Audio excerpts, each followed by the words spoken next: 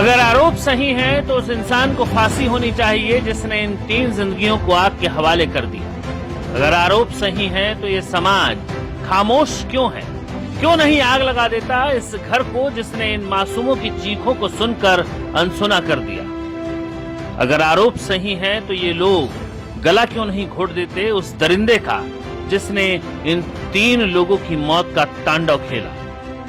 गुस्सा आता है जब जब समाज में ऐसी दर्दनाक तस्वीरें सामने आती हैं। गुस्सा आता है जब ये सुनने में आता है कि किसी ने चंद पैसों के लालच में किसी की जान ले ली। कहां मर जाते हैं वो रिश्ते, कहां दफन हो जाती हैं वो भावनाएं, कहां गुम हो जाते हैं वो जज्बात। हाथ भी नहीं कांपते दरिंदों के। देखिए ना, दहेज के दानवों ने एक बार फिर क्रूरता की सारी हदें पार कर दी। तस्वीर ऐसी जिसे देखकर आपके रोंगटे खड़े हो जाएंगे, शरीर का रोम रोम जल उठेगा। विचलित करने वाली हैं ये तस्वीरें, इसीलिए हम आपको इन तस्वीरों को तकनीक के आवरण में लपेटकर दिखा रहे हैं।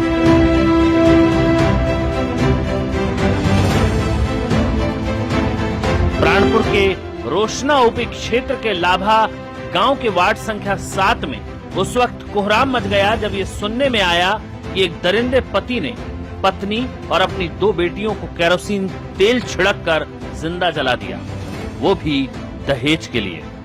कहां लेकर जाता वो दरिंदा दहेज का पैसा? कितने दिन अपनी जिंदगी को उन पैसों से आराम दे पाता? जो कर दिया, क्या उसके बाद उसे मौत नहीं ढूंढेगी? क्या ये आत्माएं उसे जिंदा रहने देंगी? क्या इनकी रूहों से अपने आप को बचा पाएगा वो? क्या ये जलकर मर चुकी बेटियां पूछेंगी नहीं कि पापा पैसों से प्यार था तो पैदा क्यों किया? नहीं पूछेंगी कि चंद पैसों के लिए आपने अपनी लाडलियों को जलाकर मार डाला? मोहम्मद ताहिर, यही नाम है उस दरिंदे का जिसने इन जिंदा लोगों को लाश बना दिया। बताया जा रहा है कि मोहम्मद ताहिर अपने मायके से दहेज के रूप में दिए जाने वाले 2 लाख रुपए मांगने का पत्नी हिना खातून पर दबाव बनाता था। 25 साल की हिना खातून 2 बेटियों की मां भी थी। पहली बेटी आयत प्रवीण जिसकी उम्र 7 साल थी और दूसरी सानिया खातून जिसकी उम्र 5 साल। गुरुवार की सुबह दहेज के पैसों को लेकर एक बार फिर झगड़ा हुआ। पति मोहम्मद ताहिर देखते ही देखते इंसान से दरिंदा बन गया और हिंसा और दुर्व्यवहार की सारी हदें पार करते हुए उसने अपने परिवार के साथ मिलकर पत्नी हिना खातून, बेटी आयत प्रवीण और सानिया खातून की हत्या कर दी। गांव में इस घटना के बाद लोग सन्न हैं। घटना की सूचना पाकर ओपी प्रभारी प्रेम कुमार भारती आनंद फानन में पुलिस बल के साथ मौके पर पहुंचे और ग्रामीणों के सहयोग से आरोपी मोहम्मद ताहिर सहित उसकी मां मसूमात हदीसन को गिरफ्तार कर लिया और इन तीनों शवों को पोस्टमार्टम के लिए कटिहार सदर अस्पताल भेज दिया। घटना को लेकर मृतका के भाई अब्दुल मतीन ने बताया कि उसकी बहन की शादी साल 2011 में हुई थी और तब से ही लगातार उसके ससुराल वाले उसे प्रताड़ित करते थे। उसकी बहन के साथ पति हमेशा लड़ाई झगड़ा और मारपीट करता था। कई बार पंचायत भी हुई। 2 साल पहले पिता मोहम्मद ऐनुल मस्तान ने कटिहार न्यायालय में दहेज प्रताड़ना का मामला भी दर्ज कराया था, लेकिन इतना सब होने के बाद भी कोई नतीजा नहीं निकला और आखिरकार दहेज लोभियों ने अपने दिल की आग को 3 जाने लेकर ठंडा कर दिया।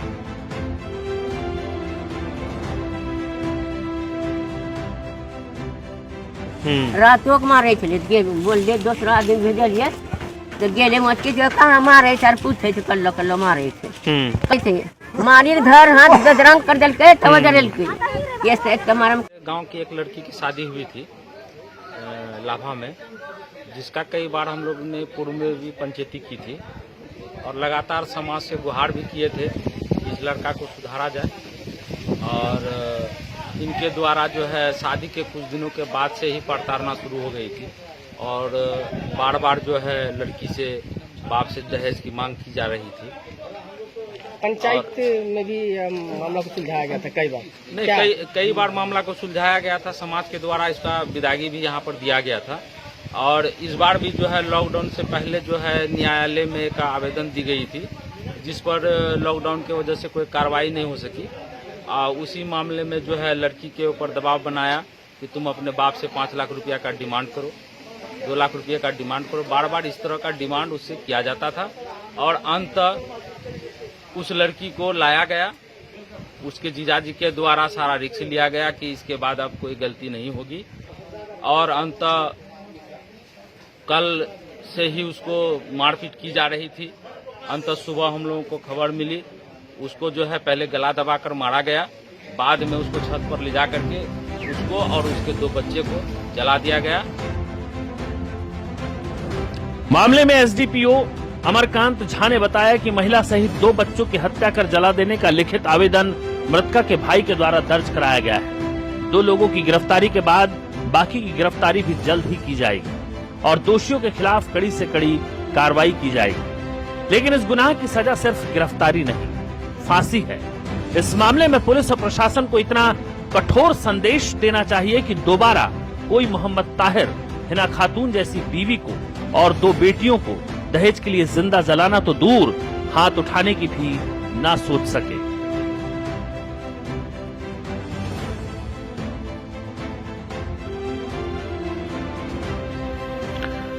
प्राणपुर से धनंजय यादव के साथ विकास ओझा, टाइम्स न्यूज, कटिहार।